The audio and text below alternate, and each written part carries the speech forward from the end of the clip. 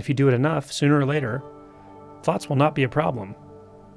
It may be a bit of a slow process. You may go from having thoughts be extremely anxiety-provoking to mildly uncomfortable to reasonably comfortable. At some point, the whole thing may become quite peaceful and enjoyable.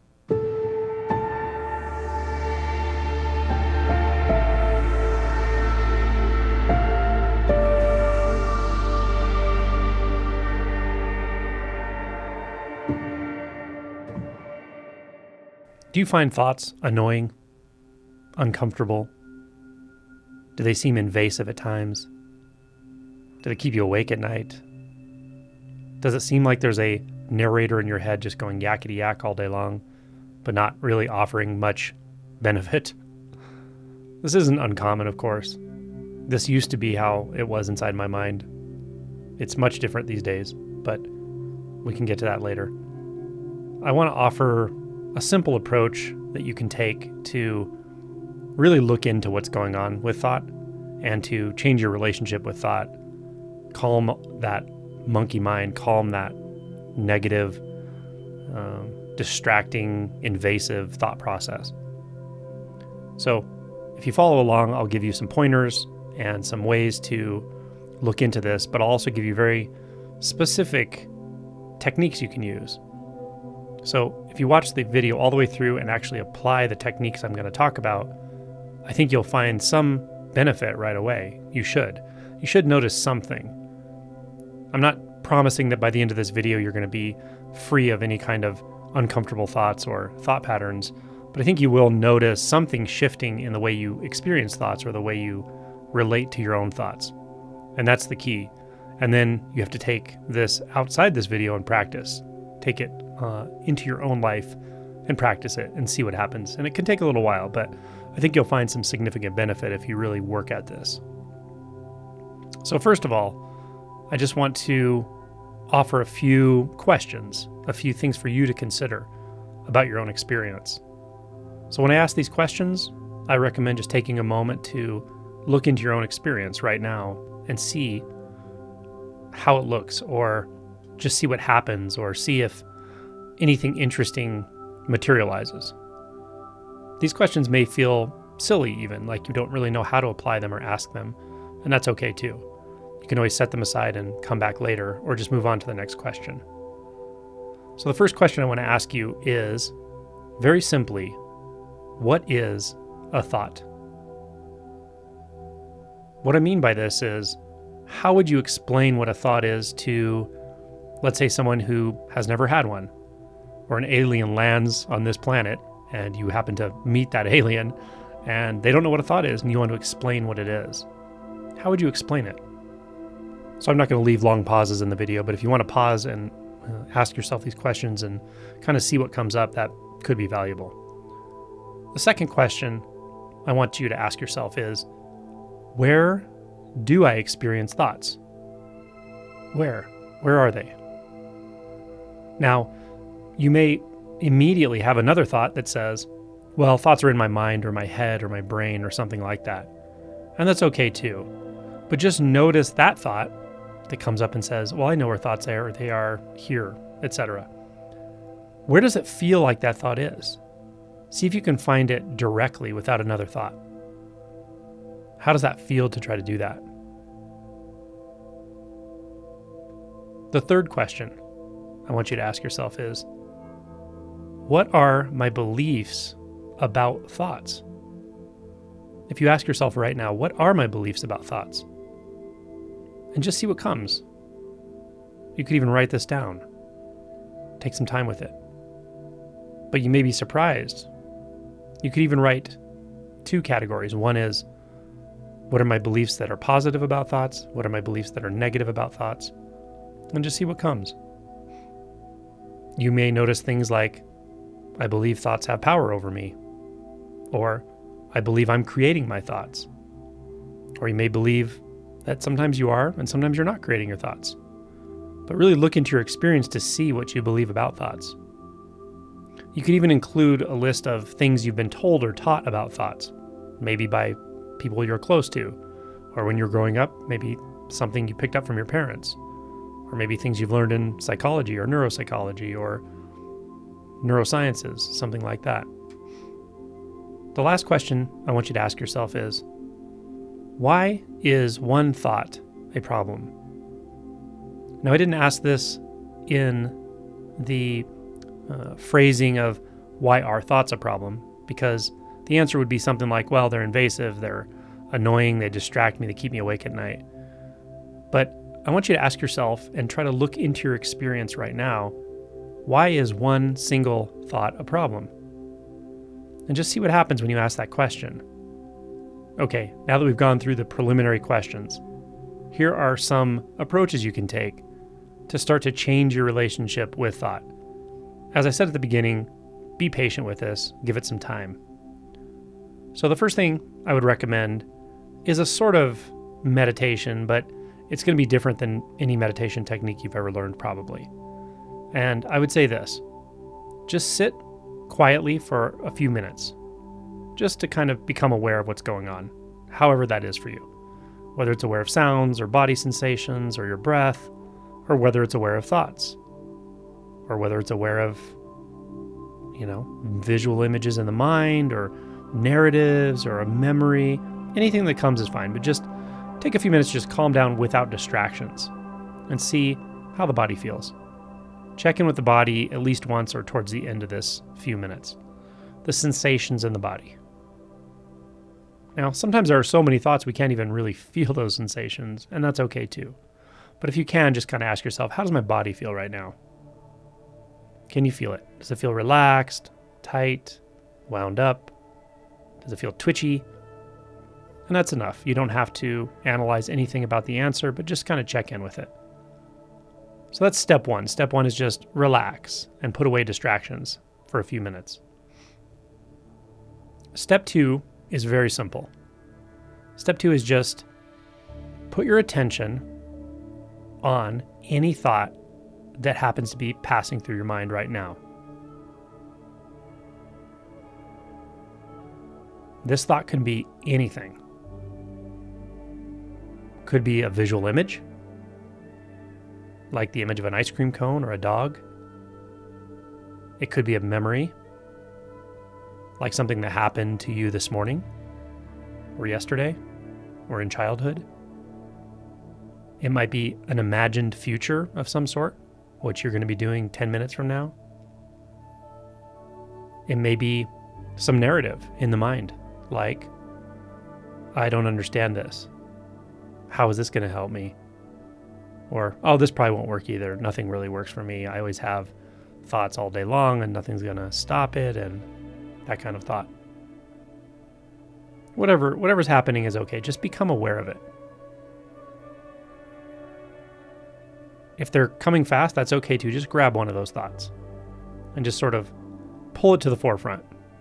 So if the mind is saying, oh, I don't understand, I never get this kind of stuff, I never feel relaxed, every time people try to point me to this meditation or mindfulness, my mind just goes crazy. If that's the string of thoughts, that's fine. Just grab one of them, like, I never understand this. Okay, that's the thought. Pull it to the forefront. Even repeat it. I never understand this. See if you can kind of feel into where that is, that thought. Dial in just a little bit.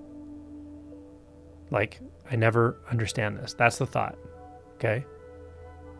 Now notice, if you don't move beyond that thought, if you don't go down the thought train, the next thought and the next thought and the next thought, then you can actually kind of sharply define that one thought. And this is essentially the next step. It is just kind of holding or defining that thought or pulling it into the forefront or clarifying a little bit. This may feel a little different for you. It doesn't really matter, and it's not exactly precise. But ideally, you just have one sort of thought at the forefront of your attention right now. Once you do this, and this may take some practice even to get this far, once you do this, I want you to check in one more time with the body and just see how it feels. Do you feel any different? A little bit relaxed? Maybe not? Maybe tight? And how about the space around the thought? The space of the mind?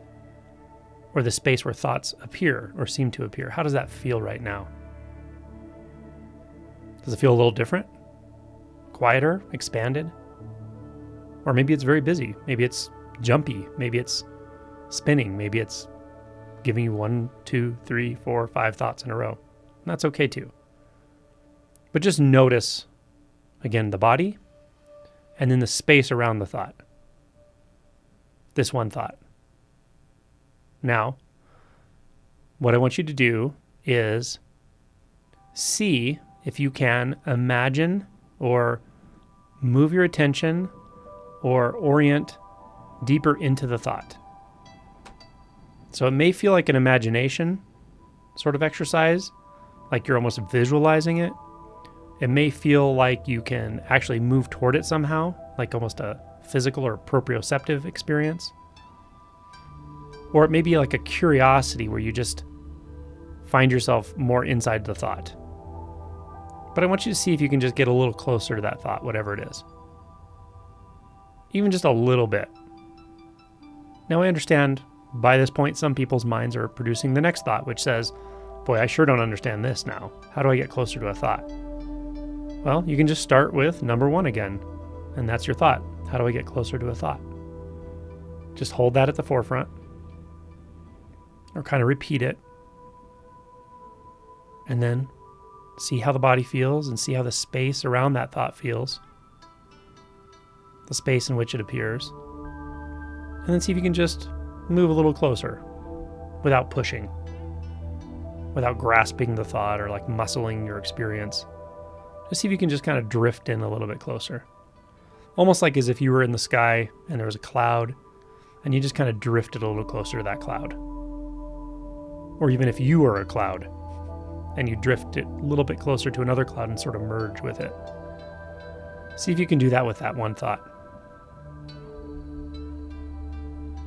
Now, the next step, once you've tried to move a little closer or seen if you can, or maybe you find yourself kind of merged into it. Maybe you find yourself without a thought at all and it's just a very quiet mind space. That's fine too. If any of those happen, if the mind goes very quiet doing this, you can stop there actually. That's okay.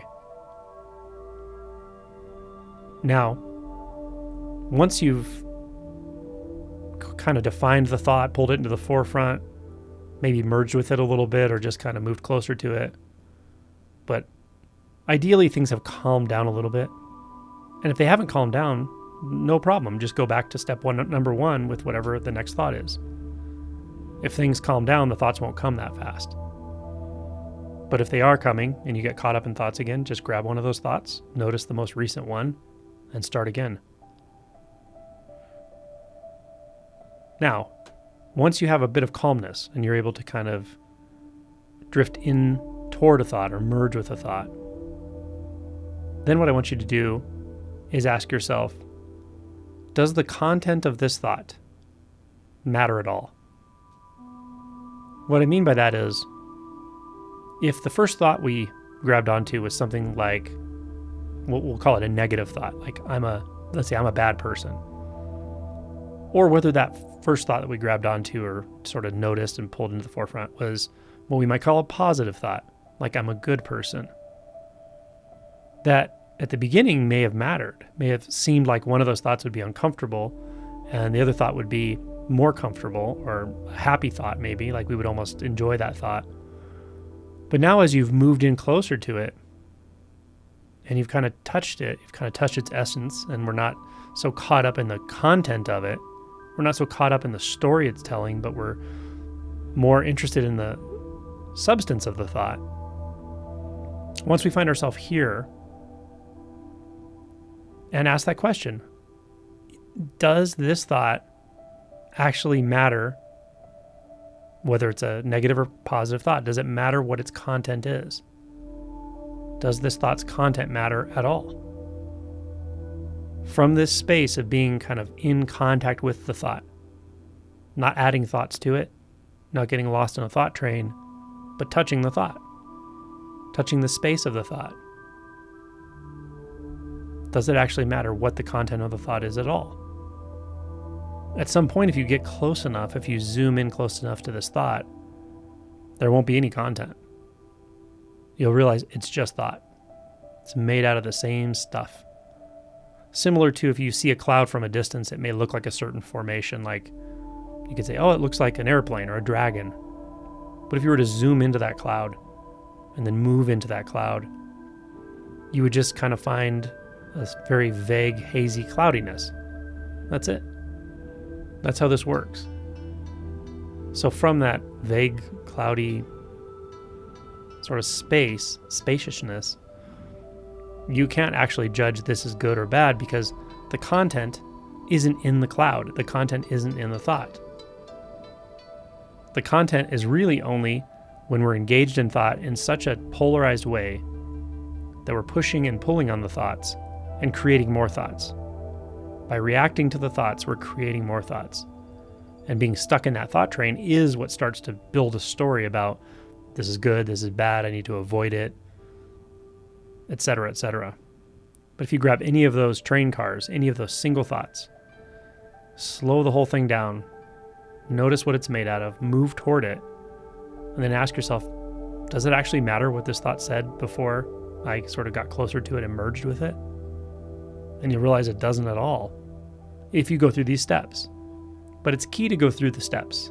Don't just believe what I'm saying and hope that's going to do the trick. You have to go through these steps, and you may have to do it repeatedly. But one thing I promise you, as you do this, you're going to notice that it gets less and less scary, aversive, anxiety-provoking, uncomfortable. It gets less of all of those when we're able to actually slow down, see what's happening, get closer to the thoughts themselves, and then we kind of merge into the thought space. Then we notice this spaciousness that's all around. And the last step is very simple.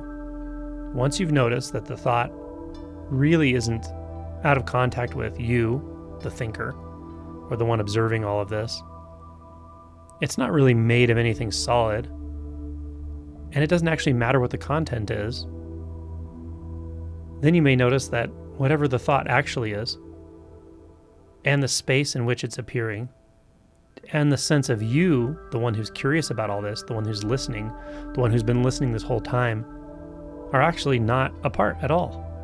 They're not a different substance. They are all one seamless substance. And you can directly know this, directly experience this, as long as you want, as many times as you want. It's not an altered state. It's an unaltered state. Thinking is an altered state. This is a clear state, a wide awake state, a simple state. And you can lead yourself back to this with those steps every single time, which I highly recommend. And if you do it enough, sooner or later, thoughts will not be a problem. It may be a bit of a slow process. You may go from having thoughts be extremely anxiety-provoking to mildly uncomfortable to reasonably comfortable. At some point, the whole thing may become quite peaceful and enjoyable. So do this as many times as you want to. Do it when you have a break. Do it when the thoughts are raging on. Do it when you feel doubt. Do it when you feel fear. Do it when you feel confusion. And every single time you'll notice that if you just slow the process down enough, you see what one thought actually is, it will never be a problem. And it doesn't matter what state you came out of. As you move into this experience, you'll notice the experience is always here for you. And it's always peaceful. And it's never what it appears to be when we're believing the content of thought, when we're caught up in thought, when we're identified with thought.